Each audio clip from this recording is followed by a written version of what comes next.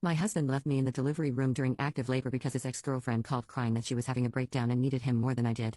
When I asked what could be more important than his wife giving birth, he said she's threatening to hurt herself and you're fine, you have nurses. I delivered our daughter alone while he comforted her through her breakup. I'm a 29-year-old librarian named Sophia, and 3 months ago I gave birth to the most beautiful baby girl in the world. Her name is Isabella, and she's the light of my life. What should have been the happiest day of my existence became the moment I realized I was married to someone who would never prioritize our family. My husband Marcus is a 31-year-old firefighter, and we'd been married for 4 years when I got pregnant. I thought I knew exactly who he was: brave, dependable, someone who ran toward danger to help others. I never imagined he'd run away from me when I needed him most. The problem started about 2 years into our marriage when Marcus reconnected with his ex-girlfriend Chloe through social media. They dated for 3 years before we met, and according to Marcus, their relationship ended because she moved across the country for graduate school. He assured me they were just friends now, catching up after years of no contact. Initially, I wasn't concerned. Marcus had always been honest with me, and I trusted him completely. He'd mention Chloe occasionally, telling me about her new job as a marketing consultant or some funny story from their past. It seemed harmless enough. But gradually, Chloe started taking up more and more space in our relationship. Marcus would get texts from her during dinner, interrupting our conversations to respond.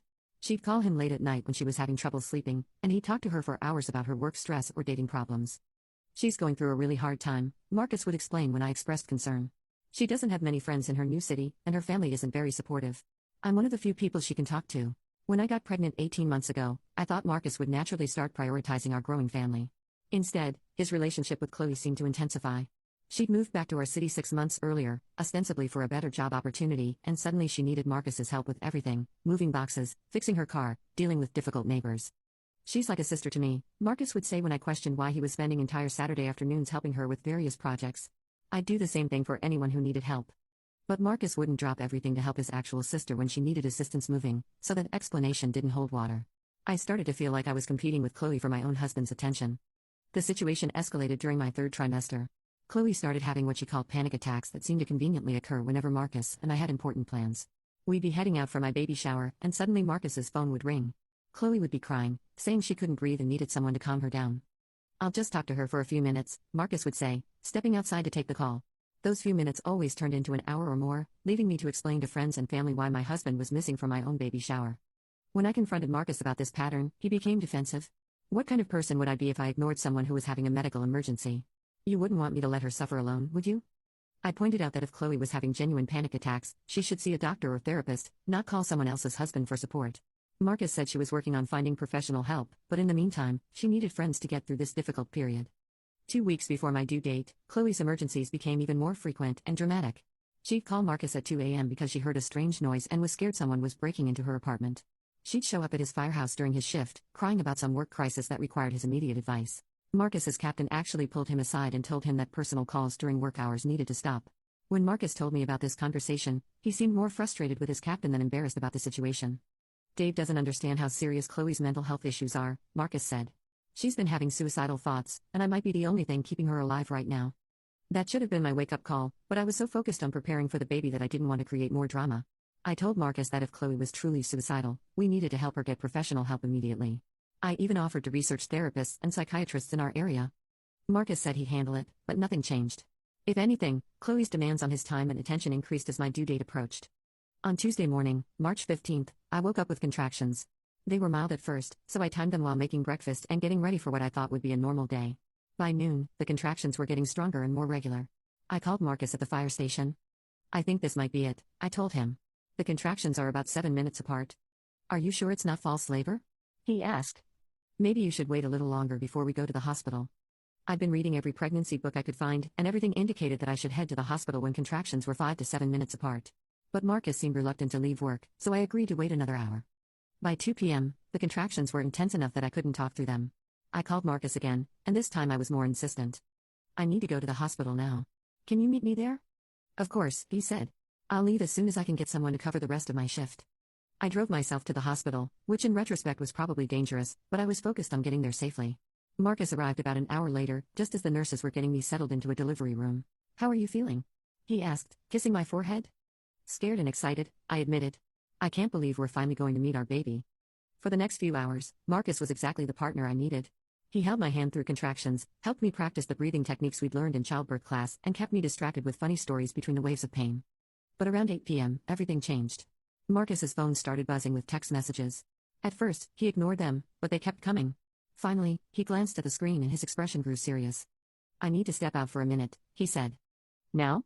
I'm about to transition to active labor." "It's Chloe. She says it's an emergency." I stared at him in disbelief. "Marcus, I'm having our baby. Whatever Chloe needs can wait. She's having a breakdown. Worse than before. She says she can't handle being alone right now. Then she needs to call 911 or go to the emergency room. You can't leave me during labor." Marcus looked torn, but he was already reaching for his jacket.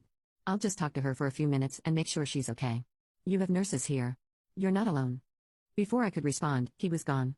I lay there in shock, listening to my phone track his conversation in the hallway. I could hear him saying things like, I know, it's going to be okay, and what did he say exactly? Hey guys, real quick, I hope you're enjoying the story. Don't forget to subscribe, it would really help the page. Thanks for supporting. When my nurse came in to check my progress, she noticed Marcus was missing. "Where's your husband?" she asked. "Taking a phone call," I said, too embarrassed to explain the real situation. "Well, you're at 8 centimeters, so you'll want him back in here soon." Marcus returned 20 minutes later, looking distracted and worried. "Is everything okay?" I asked. "Chloe's boyfriend broke up with her tonight. She's devastated and talking about not wanting to be alive anymore. I'm really worried about her." "Marcus, I'm 8 centimeters dilated. Our baby is coming whether Chloe is having a crisis or not. I know, and I'm here now. But if she calls again..." "If she calls again, you're not answering. This is our daughter's birth. This is supposed to be about our family." Marcus nodded, but I could see he wasn't really listening. He was mentally somewhere else, thinking about Chloe and her problems. Over the next hour, my labor progressed rapidly. The contractions were intense, and I needed Marcus to be fully present to help me through them. But every time his phone buzzed, he'd glance at it anxiously. Around 10 p.m., the phone rang instead of just buzzing with a text. Marcus looked at the screen and immediately answered it. "Chloe, what's wrong now?" I couldn't hear her side of the conversation, but I could see Marcus's face growing more concerned. Okay, calm down. Where are you right now?" "Marcus," I said through gritted teeth as another contraction hit. "I need you here." He held up one finger, asking me to wait while he continued talking to Chloe. "No, don't do that. Stay on the phone with me. I'm coming over right now." "You're what?" I gasped. Marcus covered the phone with his hand. "She's talking about taking pills. She says she wants the pain to stop. I think she might really hurt herself this time." "Then call 911 and tell them to do a wellness check. You cannot leave me right now." "She won't let me call anyone else. She says if I'm not there in 30 minutes, she's going to take the whole bottle." I felt like I was living in a nightmare. "Marcus, I'm about to give birth to your daughter. What could possibly be more important than that?" "She needs me more than you do right now," he said, and those words hit me like a physical blow. "You're strong and you have medical professionals here to help you. Chloe doesn't have anyone. I'm your wife. I'm having your baby. How can you say she needs you more?" But Marcus was already putting his jacket back on. "I'll be back as soon as I can. This is life or death, Sophia." "So is childbirth," I shouted, but he was already walking out the door. I couldn't believe what had just happened. My husband had actually left me in active labor to comfort his ex-girlfriend. I started crying so hard that my nurse came running in. "Honey, what's wrong? Are you in pain?" "My husband left," I sobbed. "His ex-girlfriend called and he just walked out." The nurse looked shocked. "He left during your labor?" "She said she was suicidal and needed him." "He said she needed him more than I did." I could see the nurse struggling to maintain her professional composure. "Well, you're doing great, and we're going to take excellent care of you. Do you have anyone else we can call? Your mom, a sister, a friend?" I called my sister Jessica, who lived about an hour away. She immediately left work and drove to the hospital, but by the time she arrived, I was already pushing. Isabella was born at 11:47 p.m., after Marcus had been gone for almost 2 hours. She was perfect, 7 pounds, 2 ounces, with a full head of dark hair and the most beautiful brown eyes. The moment I held her, I felt the overwhelming love and protective anger that her father had missed her entrance into the world. Marcus finally returned to the hospital at 1:30 a.m., more than 3 hours after he'd left. I was exhausted, emotionally devastated, and holding our newborn daughter. "Oh my God, she's here," he said, reaching for Isabella. "She's beautiful. How did everything go?" I pulled Isabella closer to my chest. "Don't touch her." "What?" "Sophia, come on. I'm sorry I missed the actual delivery, but Chloe was in really bad shape. I probably saved her life tonight." "You missed your daughter being born because your ex-girlfriend was sad about a breakup." "It wasn't just sadness. She took some pills, but I got there in time to make her throw them up. Then I drove her to the emergency room and stayed until they admitted her for psychiatric evaluation." "You spent our daughter's birth in the emergency room with another woman." Marcus looked frustrated. "What was I supposed to do? Let her die?" "You were supposed to call 911 and stay with your wife during the most important moment of our lives." The next few days in the hospital were tense. Marcus tried to act like everything was normal, bringing me flowers and taking pictures of Isabella. But every time I looked at him, I felt a mixture of heartbreak and rage. When we got home, I told Marcus we needed to have a serious conversation about priorities and boundaries. I explained that I felt betrayed and abandoned during one of the most vulnerable moments of my life. I understand you're upset, he said. But I made a judgment call. Chloe was in immediate danger, and you were in a safe place with medical professionals. Marcus, do you hear yourself? You're talking about your wife giving birth like it's a routine medical procedure instead of one of the most significant moments in a person's life. I'm not minimizing it. I wish I could have been there for the actual birth, but I had to prioritize saving someone's life. You prioritized your ex-girlfriend over your wife and newborn daughter. That's what happened. Marcus became defensive. Chloe isn't just my ex-girlfriend. She's a friend who was in crisis. I'd do the same thing for anyone. No, you wouldn't. You've never left me to help anyone else during an emergency. This pattern only happens with Chloe. Over the next few weeks, I started paying closer attention to Marcus's relationship with Chloe. Even after her supposed suicide attempt, she continued calling and texting constantly. She'd send him photos of her meals, asking if she was eating enough. She'd called during Isabella's feeding times to discuss her therapy sessions. When I pointed out that this level of dependency wasn't healthy for any of them, Marcus accused me of being jealous and unsupportive. She's working on getting better, but recovery takes time. I'm not going to abandon someone who needs help just because my wife is threatened by female friendship. That's when I realized Marcus was never going to choose our family over Chloe's needs. In his mind, he was being a good person by rescuing someone in distress. He couldn't see that his wife and daughter also needed him to show up. Update 1. I started documenting every interaction between Marcus and Chloe, keeping a record of interrupted dinners, missed family events, and late-night phone calls. The pattern was undeniable. Chloe's emergencies always coincided with important moments in our family life. When Isabella was 6 weeks old, we planned a small celebration to introduce her to Marcus's extended family. The morning of the party, Chloe called crying because she'd had a fight with her therapist and felt like giving up on treatment. Marcus spent 2 hours on the phone with her while I set up for the party alone. When guests started arriving, he was still outside talking her through her latest crisis. "Where's Marcus?" his mother asked. "Helping a friend with an emergency," I said, not wanting to explain the full situation. When Marcus finally came inside an hour into the party, he seemed distracted and kept checking his phone. Later, I found out he'd been texting Chloe throughout the entire event to make sure she was okay. That night, I told Marcus I wanted him to start seeing a therapist to discuss healthy boundaries in friendships. He agreed in principle but never followed through, claiming he was too busy with work and didn't have time for appointments. Meanwhile, Chloe's demands continued to escalate. She started asking Marcus to help her with grocery shopping because being in public gave her anxiety. She needed him to accompany her to doctor's appointments because she was afraid to drive alone. "This isn't friendship," I told Marcus. "This is codependency. You're enabling her inability to function independently. I'm helping someone who's struggling. Isn't that what decent people do? Decent people also prioritize their wives and children. When was the last time you spent an entire weekend focused on our family without being interrupted by Chloe's needs?" Marcus couldn't answer that question because it had been months since we'd had uninterrupted family time. The breaking point came when Isabella was 3 months old. I'd planned a special dinner for Marcus's birthday, arranging for my mother to babysit so we could have our first real date night since Isabella was born. We were getting ready to leave when Chloe called. She'd been stood up for a date and was spiraling into depression. Marcus spent 45 minutes talking her through her disappointment while I sat in my dress, watching our dinner reservation time pass. "We can still make it if we leave now," I said when he finally hung up. "Actually, I think I should go check on Chloe. She sounded really fragile, and I'm worried she might do something impulsive." "It's your birthday, Marcus. We've been planning this for weeks. Chloe needs support right now. We can reschedule dinner." "No, we can't. My mom rearranged her schedule to babysit. The restaurant might not have another table available for weeks. And more importantly, your wife needs you to show up for once." But Marcus was already changing out of his nice clothes. "You don't understand how serious her mental health issues are. One disappointment can send her into a complete breakdown." I watched my husband choose his ex-girlfriend over me for what felt like the 100th time, and something inside me finally broke. "I want a divorce," I said. Marcus stopped putting on his casual shirt and stared at me. "What?" I said I want a divorce.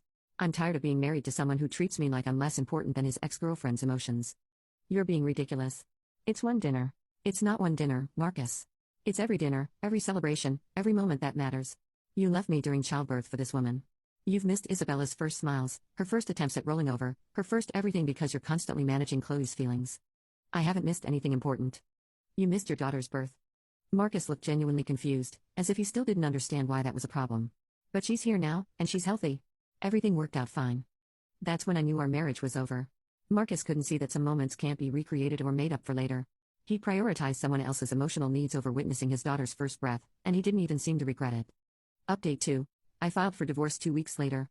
Marcus was shocked and kept insisting that we could work things out if I just tried to be more understanding about Chloe's situation. "She's getting better," he promised. "Once she's more stable, things will go back to normal." But I'd realized there was no normal to go back to. Even if Chloe got completely healthy, Marcus had shown me that I would never be his first priority. There would always be someone else whose needs seemed more urgent than mine. The divorce proceedings revealed just how extensive Marcus's relationship with Chloe had become. Phone records showed hundreds of calls and thousands of text messages over the past year.